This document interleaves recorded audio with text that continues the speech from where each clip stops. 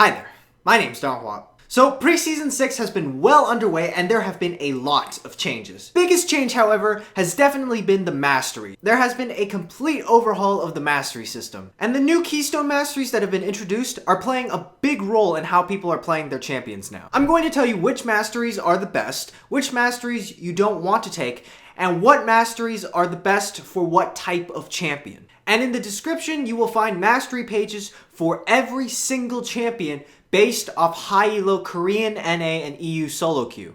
But I'm going to go through every single Keystone Mastery and tell you exactly why you would take this Mastery on a certain type of champion. So, first up is Warlord's Bloodlust. This Mastery is actually pretty bad. When Warlord's Bloodlust first came out, it was completely broken. It would heal you for 15% of the damage that every single one of your crits did. Currently, Warlord's Bloodlust only heals you off crits that hit enemy champions. But when it was released, it would work on minions. So the biggest reason that Warlord's Bloodlust was completely broken was because of the eternal decision. For as long as AD carry has been around, there has always been the decision of, do I build crit chance or do I build lifesteal? Crit chance gave you more damage, it was a little riskier however, and it was much more expensive. Lifesteal was a lot safer, but it had a lower rate of success. It was like picking between two colleges and universities that you wanted to go to. One had a better reputation for success, but was much more riskier and expensive. The other one was safer and closer to home, but it didn't exactly have the best reputation for success. One was better and riskier, and the other one was just safer. With Warlord's Bloodlust, you didn't have to fucking choose. It chose for you. It basically said, hey, we're gonna take this really awesome risky college and not make it risky anymore. We're gonna take this college and we're gonna move it right next to your fucking house. So you won't have to be away from home. You won't have to spend money. It'll be completely fucking free. Warlord's Bloodlust made running straight crit not risky anymore. Because the more crit you had, the more lifesteal you had. Now that huge advantage is gone. So Warlord's Bloodlust is now a terrible mastery because it is only really beneficial on champions with crit chance in their actual champion kits. Warlord's Bloodlust is now a niche mastery. It is only really consistently taken on 4 champions: Yasuo, Tryndamere, Ashe, and Graves. All of those champions have crit built into their builds, and Graves is the only one that's mentioned because Graves doesn't have quick auto attack, so he can't abuse the other masteries as well. Warlord's Bloodlust doesn't do anything for you early game. It doesn't have any effect in your lane. You have to be building crit chance, and there's still no guarantee that you'll actually even be able to use Warlord's Bloodlust, because at the most, by like level 6, you'll have maybe 20% crit chance. This next mastery is almost always better on all the champions that used to take Warlord's Bloodlust, which is Fervor of Battle. This mastery is taken on just about every single AD carry. Draven, Caitlyn, Triss, Twitch. It is taken on every single duelist in the top lane and jungle. Here's why this mastery is so good. At level 5, Fervor of Battle does 3 more damage every time you have another Fervor of Battle stack. At max stacks, which is 10, that's 30 extra damage. 30 extra damage per auto attack, that's the same as having 3 longswords, other than the fact that it does not benefit your abilities. But 30 extra damage per auto attack, that's a lot of fucking damage. And it is super easy to get Fervor of Battle stacks. You get Fervor of Battle stacks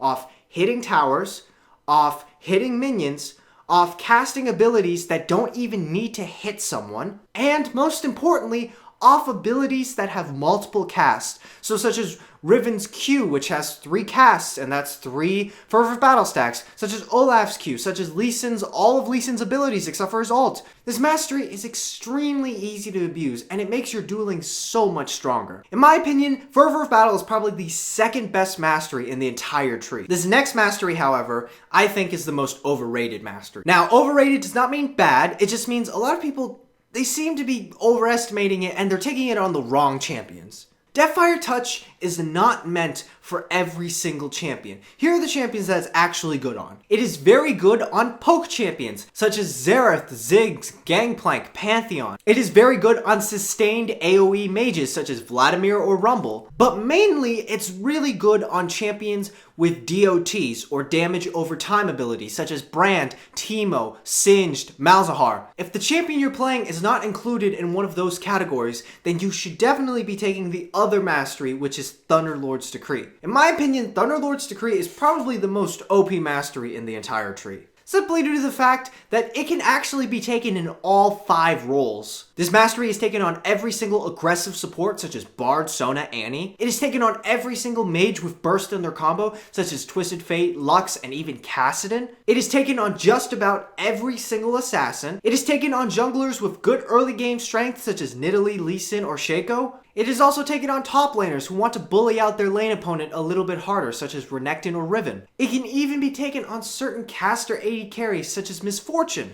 Why is Thunderlord's Decree so good? Well, initially, only burst supports and burst champions were taking it. Let's take Ahri, for example. Ahri's role as an assassin. She wants to 100-0 her lane opponent without giving them response time. Thunderlord's Decree at level 6 adds on about 50 to 70 extra damage to her full combo. That is much more useful than DFT for an assassin, which burns the opponent and takes more time to do damage. Think about it like this.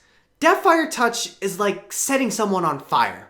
Yes, setting someone on fire will do a lot of damage, but that shit will take time. The skin needs to melt and the blood needs to boil, and we don't all have time for that shit. Thunderlord's Decree, on the other hand, is like a lightning bolt. Zap! Instantly. Getting hit by a lightning bolt might not do as much damage as burning someone alive, but it will do more damage in a shorter period of time. But one of the big reasons that Thunderlord's Decree is so good now is that it's been buffed. It's been buffed to the point that it's an efficient lane mastery. It used to be a 30-second cooldown, but now it's only a 20-second cooldown.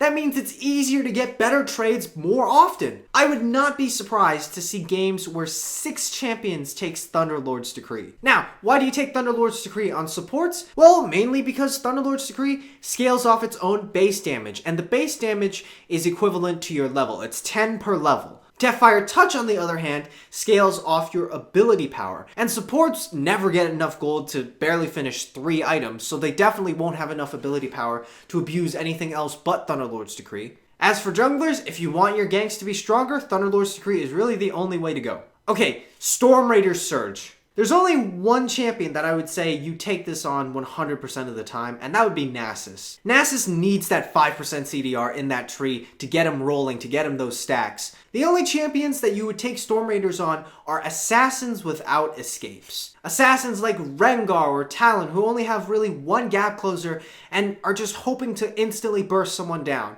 And if they don't, they have nothing else to get away with. Other assassins that have getaway mechanics such as LeBlanc or Fizz, they're better off with Thunderlord's Decree for the extra damage. Storm Raider Surge is pretty risky because, for one, you're giving up Thunderlord's Decree. And that's a really big deal because every single champion that benefits from Storm Raiders can benefit just as much, if not more, from Thunderlord's Decree, except for, of course, Nasus. Ultimately, this mastery is basically up to preference. Storm Raider scales much better than Thunderlord's Decree. A 30% speed boost is much more effective than, say, 100 extra damage. But if your lane opponent has Thunderlord's Decree and you don't, you're going to have a really hard time trading.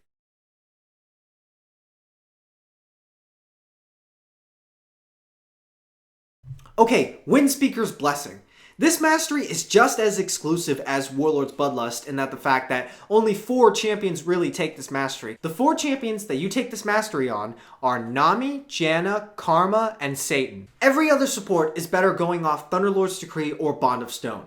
Unless the champion you're playing has spammable heals and shields, then this mastery just isn't worth it. Some people think that this mastery is good on Lulu. It's not good on Lulu. Lulu has 1 shield and it's a 10-second base cooldown. There isn't really too much to this mastery. It is getting nerfed. Soon it will not buff someone's resistances by 15%. Instead, it will buff someone by a flat amount of armor or magic resist. Okay, moving on to the resolve tree. Grasp of the Undying. This mastery is really good on champions that go full tank, like Darius, Mundo, or Maokai. It activates every 4 seconds in combat, which means you can start by proccing it on minions. You just have to continuously hit minions for 4 seconds, and you can get a Grasp of the Undying proc off. Grasp of the Undying is not good on bruisers because bruisers, they usually get 1 or 2 damage items first and then go into tank. But in order for Grasp of the Undying to be completely effective, you need to be just building HP as soon as possible. As for Strength of Ages, it is a jungle exclusive mastery. Most junglers were taking Bond of Stone before the nerfs, but now that it only gives you 2% damage reduction, it's not really worth it, and Strength of Ages is much better because not only does it make you somewhat tanky, but it also helps out a lot with your jungle clears. It heals you for 30 HP every time you clear a camp, and 100 HP once you cap out. That is much more useful in the jungle than 2% damage reduction. You can get Strength of Ages on most tank junglers, but it's mostly effective on champions that just don't have enough HP in their build. A good example of this is Zac. Zac, he usually goes Cinder Hulk, and then you go into some armor and a Spirit Visage. With this mastery, you can pick up Thornmail as your first armor item, because this mastery is basically like having a crappy Giant's Belt. This mastery is really good on junglers who need to be tanky in order to do damage, but just don't have enough gold to complete core items and tank items, such as Warwick or Ability Power Amumu. It is not effective in the top lane because it does not make your trade stronger, and it doesn't make you tanky enough to make it worth it. As a top laner, you get much more gold than junglers, and so it's much easier for you to get those tank items and those damage items that you need. So essentially, tank junglers, Strength of Ages, tank top laners, Grasp of the Undying. Finally, Bond of Stone. When this mastery came out, I thought this was easily the most broken mastery next to Warlord's Bloodlust. It is taken on every single tank support. Blitzcrank, Alistar, Leo. It is getting nerfed again. Currently, it gives you 2% damage reduction and 8% near an ally. It will soon give you 3% damage reduction when you're alone and 6% when you're near an ally. I don't think the nerf will really affect anything. It may prompt some supports to begin taking Strength of Ages. Some Tahm Kench players are already taking Strength of Ages because it makes their shield stronger. But currently, Bond of Stone is mainly limited to tank support. It is not whatsoever effective enough to be a laning mastery. And that is a brief rundown of all the Keystone Masteries. I hope you found it helpful. If you're having trouble with mastery pages, in the description there will be mastery pages on every single champion that I took off High Elo, Korean NA, and Solo Queue. This list is based purely off experimentation, experience, and success with the mastery page. I will keep these updated as the preseason goes on.